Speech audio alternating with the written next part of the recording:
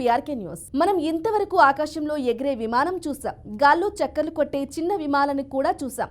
కానీ ఎప్పుడైనా నీటిపై ఎగిరే విమానాలు చూసారా? అప్పుడప్పుడు సినిమాల్లో తప్ప నిజ జీవితంలో చూడలేం అంటారు కదా. అయితే మీరు ఇప్పుడు స్వయంగా నీటిపై ఎగిరే విమానం చూడబోతున్నారు. చూడడం ఏంటి? ఆ విమానంలో మీరు కూడా ఎక్కి ఆకాశంలో విహరిస్తూ పచ్చని ప్రకృతి అందాలను చూస్తూ ఫ్లైట్ ఎక్కిన అనుభూతిని కూడా మీరు పొందవచ్చు. మరి ఆ విమానం ఎక్కడెక్కాలి, ఎలా ఎక్కాలి అనే డౌట్ వస్తుంది కదా. అయితే ఆగండి, అక్కడికే వస్తున్నా. ఏపీ పర్యాటక రంగానికి మంచి రోజులు వచ్చాయా అంటే అవుననే సమాధానం వినిపిస్తుంది. ఏపీలో కూటమి ప్రభుత్వం నేతృత్వంలో ఏపీ సీఎం చంద్రబాబు నాయుడు ఏపీలో కొత్త టూరిజానికి మళ్లీ పునర్జీవం పోసేందుకు చర్యలు మొదలుపెట్టారు. దీంతో పర్యాటక రంగానికి ఊతమిచ్చేలా ఏపీ ప్రభుత్వం సరికొత్త కార్యక్రమానికి శ్రీకారం చుట్టింది.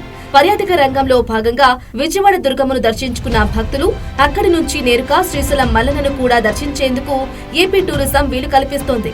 ఈ రెండు పుణ్యక్షేత్రాల మధ్య ఉన్న జల మార్గంను ఉపయోగించుకుని విజయవాడ ప్రకాశం బ్యారేజీ నుంచి శ్రీశైలం వరకు సీ ప్లేన్ సర్వీసులను ఏపీ ముఖ్యమంత్రి నారా చంద్రబాబు నాయుడు ప్రారంభించారు. అయితే ప్రారంభం కంటే ముందు ట్రయల్ రన్ నిర్వహించారు. ఈ ట్రయల్ రన్ విజయవంతమైనట్లు అధికారులు ప్రకటించారు. నవంబర్ 9న విజయవాడ పున్నమి ఘాట్లో చంద్రబాబు ఈ సీన్ రీప్లే ప్రారంభిస్తారు. ఇంతకీ సీ ప్లేన్ అంటే ఏంటి? ఈ సీ ప్లేన్ లో ఎంతమంది ప్రయాణించవచ్చు? ఈ సీ ప్లేన్ దేశంలో ఇదే తొలిసారి ఉపయోగిస్తున్నారు.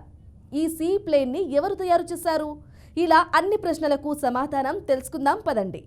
నీటిపై ప్రయాణించడంతో పాటు గాలిలోనూ ఎగిరే జలవాయు ప్రయాణమే ఈ సీ ప్లేన్ అని అంటారు. ఈ సర్వీస్లకు పెద్ద పెద్ద రన్వేలు అవసరం లేదు, ఎయిర్పోర్టు అంతకన్నా అవసరం లేదు. నేరుగా ఆకాశం నుంచి నీళ్ల్లోనూ ల్యాండ్ అవుతోంది.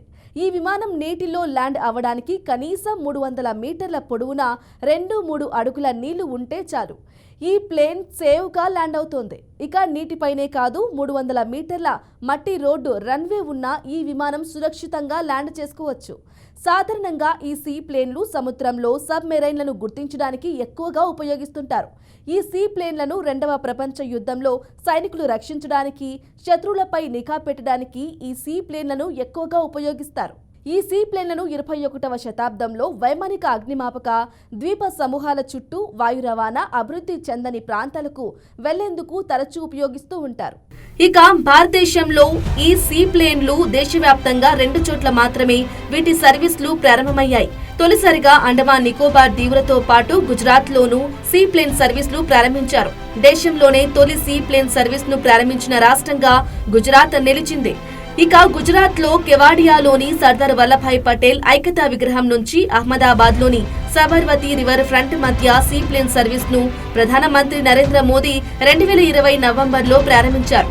సీ ప్లేన్ సర్వీస్ కేవలం 80 రోజులు మాత్రమే సేవలు అందించింది. ఈ టికెట్ రేట్లకు కూడా 5,000 రూపాయలు చేశారు. సర్వీసులను కూడా తగ్గిస్తూ వచ్చారు. 2 నెలల పాటు సేవలు అందించిన గుజరాత్ సీ ప్లేన్ సర్వీస్ ద్వారా 2192 మంది ప్రయాణం సాగించారు. అయితే ఆ సమయంలో కోవిడ్ రావడంతో 2021 ఏప్రిల్లో ఈ సీ ప్లేన్ సర్వీస్ ను తాత్కాలికంగా గుజరాత్ ప్రభుత్వం నిలిచిపోయింది. ఆ తర్వాత 2024-25 బడ్జెట్ సందర్భంగా గుజరాత్ విమానయాన శాఖ మంత్రి బల్వంత్ సింగ్ రాజ్పుత్ గుజరాత్ అసెంబ్లీలో ఈ విషయాన్ని వెల్లడించారు. సర్దార్ వల్లభాయ్ పటేల్ విగ్రహం వద్దకు పర్యాటకులను ఆకర్షించేందుకు ఆ ప్రాంతంలో పర్యాటక రంగం అభివృద్ధి కోసం ఈ సీ ప్లేన్ సర్వీస్ తెచ్చారు. అలాగే కెవాడియా అహ్మదాబాద్ మధ్య దూరం 200 కిలోమీటర్లు కాగా ఈ దూరాన్ని కేవలం 45 నిమిషాల్లో చేరుకునేలా ఈ సీ ప్లేన్ ప్లాన్ చేశారు. అయితే కరోనా సమయంలో వాణిజ్యపరమైన కారణాలతో స్పేస్ షటిల్ సంస్థ దీని నిర్వహణ నుంచి తప్పుకుంది. సీ ప్లేన్ నిర్వహణ చూడ్డానికి ఏ సంస్థ ముందుకు రాని పరిస్థితుల్లో ప్రస్తుతం సర్వీసులు ఆగిపోయినట్లు బడ్జెట్ సందర్భంగా అప్పట్లో గుజరాత్ మంత్రి వెల్లడించారు.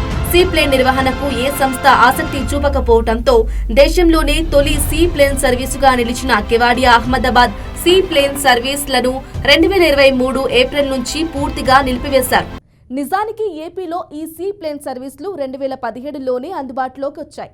2017 డిసెంబర్లో సౌత్ ఇండియాలో తొలిసారిగా సీ ప్లేన్ టెస్ట్ రైడ్ ను ఏపీ సీఎం చంద్రబాబు, అప్పటి కేంద్ర పౌర విమానయాన శాఖ మంత్రి, రాష్ట్ర విమానాశ్రయాల అభివృద్ధి సంస్థ, రాష్ట్ర పర్యాటక శాఖ ఈ సీ ప్లేన్ ను ప్రారంభించారు. ఈ విమానంను డి హవిల్లాండ్ ఎయిర్ క్రాఫ్ట్ సంస్థ రూపొందించింది. ఇందులో ఒకసారి 14 మంది కూర్చుని వెళ్లే వెసులుబాటుతో రూపొందించారు. వాస్తవానికి 6 ఏళ్ల కిందట చంద్రబాబు సీఎంగా ఉన్నప్పుడే ఈ సీ ప్లేన్ టెస్ట్ రైడ్ నిర్వహించారు. 2017 డిసెంబర్ 13న విజయవాడ కృష్ణానది తీరాన పున్నమి ఘాట్ వద్ద స్పైస్ జెట్ కు చెందిన సీ ప్లేన్ లో చంద్రబాబు ప్రయాణించారు. పున్నమి ఘాట్ నుంచి కృష్ణానదిలో విహరించారు. విజయవాడ నుంచి శ్రీశైలం వెళ్లటానికి 40 నిమిషాల టైం పడుతుందని మారిటైమ్ లో బోర్డు సీఈఓ చెప్పారు. 2017లో చంద్రబాబుతో పాటు అప్పటి కేంద్ర పౌర విమానయాన శాఖ మంత్రి అశోక గజపతి రాజు, నాటి రాష్ట్ర పర్యాటక శాఖ మంత్రి అఖిలప్రియతో ఆ ప్లేన్ సర్వీసులు ప్రారంభించి ప్రయాణించారు.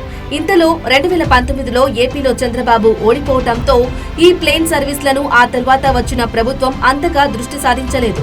వైఎస్ఆర్సీపీ పాలనలో టూరిజం మంత్రిగా పనిచేసిన ఆర్కే రోజా సైతం ఈ ప్లేన్ సర్వీసులపై ఒక్క రివ్యూ మీటింగ్ కూడా నిర్వహించలేదు. దీంతో మళ్లీ అధికారంలోకి వచ్చిన సీఎం చంద్రబాబు రాష్ట్రంలో ఈ సీ ప్లేన్లను పర్యాటకులకు అందుబాటులోకి తెచ్చారు.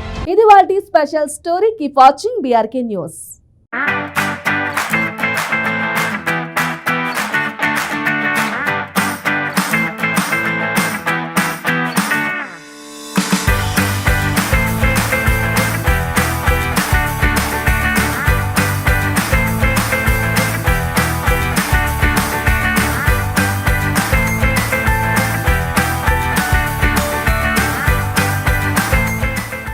ఇది వాటి special story. Keep watching BRK news.